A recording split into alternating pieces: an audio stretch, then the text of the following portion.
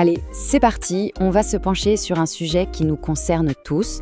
Pourquoi est-ce si difficile de se concentrer? Et je vous le dis tout de suite, la vraie raison, elle va peut-être vous surprendre. Essayons de nous souvenir sincèrement.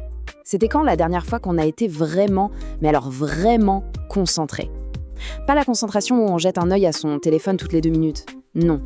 Je parle de ce moment où on est dans sa bulle, où le monde autour disparaît. Si la réponse met un peu de temps à venir, eh bien c'est tout à fait normal. C'est même tout le problème. Et voilà, on arrive au cœur du sujet. On est des millions à se dire « j'ai un problème de volonté, je ne suis pas assez discipliné » ou pire, « mon cerveau fonctionne mal ». Mais en fait, la vérité, c'est que le problème, ce n'est pas nous. Le vrai coupable, c'est notre environnement. Et ça change absolument tout. Alors, pour bien comprendre, demandons-nous ce qu'on cherche vraiment. Parce que, soyons honnêtes, personne ne se lève le matin en se disant « tiens, aujourd'hui, je vais me concentrer ». La concentration, ce n'est pas le but, c'est juste l'outil.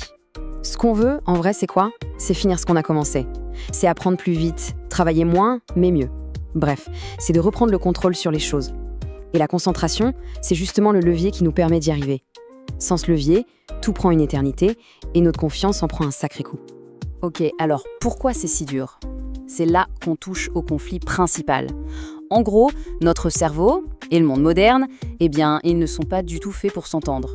Il y a un vrai décalage, une incompatibilité totale. Pensez-y. D'un côté, on a notre cerveau, qui est resté un peu préhistorique. Il a été programmé pour survivre, repérer les dangers, sauter sur la moindre récompense facile et surtout économiser son énergie. Et de l'autre côté, on a notre monde moderne. Un monde qui nous bombarde de notifications, qui nous offre du plaisir instantané à chaque scroll et qui nous fait croire que le multitâche, c'est génial. On voit bien le problème, non? C'est un combat totalement inégal. J'adore cette analogie, elle est parfaite. C'est exactement ça. C'est comme si notre cerveau était invité à un immense buffet à volonté de distractions. Il y a des gâteaux, des bonbons, des sodas partout, et nous, on lui demande gentiment de se contenter de la petite salade verte dans un coin. C'est quasiment mission impossible. Et ça nous amène à une idée super importante, la batterie d'attention. Il faut imaginer notre capacité de concentration comme la batterie d'un téléphone. Chaque décision qu'on prend, chaque notification qui nous interrompt, chaque petite distraction, ça la vide un peu plus.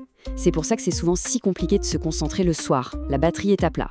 Se dire « je le ferai plus tard », c'est souvent programmer un échec. Et face à cette batterie qui se vide, quel est notre réflexe à tous? On tombe quasiment tous dans le même panneau. On se dit « allez, il faut que je fasse plus d'efforts, il faut que je sois plus motivé ». C'est ça le fameux piège de la volonté. Mais le truc, c'est que la volonté, c'est exactement comme la batterie d'attention. C'est une ressource qui s'épuise. Le stress, la fatigue, le simple fait de résister à la tentation de regarder son téléphone, tout ça, ça pompe notre énergie. Donc, compter uniquement sur la volonté pour se concentrer, c'est comme essayer de courir un marathon avec une bouteille d'eau vide. Ça ne peut pas durer. L'image est parfaite.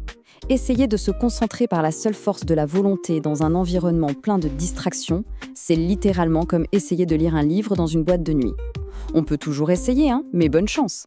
Le problème, ce n'est pas notre effort, c'est le contexte. Alors, c'est quoi la solution? On arrive maintenant au vrai tournant, au déclic. La clé, ce n'est pas la discipline, mais le design. Il faut arrêter de s'épuiser à faire des efforts et commencer à réfléchir à un meilleur système.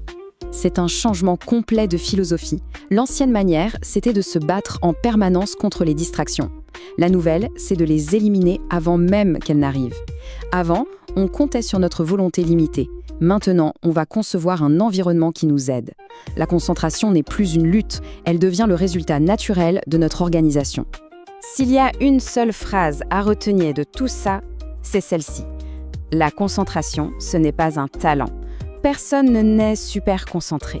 Non, c'est le fruit d'un design intelligent. Bon, c'est bien beau tout ça, mais concrètement, on fait comment? C'est là que ça devient intéressant. Voyons ensemble un plan super simple en 3 étapes pour construire cette fameuse architecture de la concentration. Le plan est simple, il tient en 3 points. D'abord, protéger son attention. Ensuite, réduire la taille de nos sessions de concentration. Et enfin, et c'est le plus important, changer notre identité. On va décortiquer chaque étape, vous allez voir, c'est très concret. Première étape, donc, protéger son attention. Comment? en ajoutant de la friction. C'est un principe tout bête, il faut rendre les distractions plus difficiles d'accès.